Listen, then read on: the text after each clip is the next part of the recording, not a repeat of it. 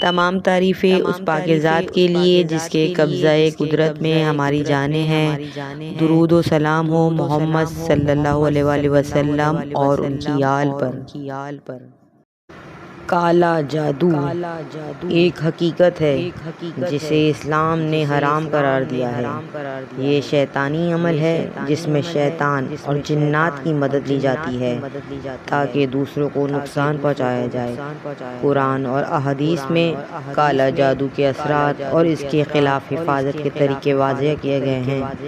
اللہ تعالیٰ نے سورہ بقرہ میں جادو کی مذمت کی اور ہمیں یہ سکھایا کہ اس کے اثرات سے بچنے کے لیے سورہ فلق، سورہ ناس اور آیت الکرسی کا ورد کریں۔ جادو کے شکار افراد کو صبر اور اللہ کی پناہ لینے کا حکم دیا گیا ہے۔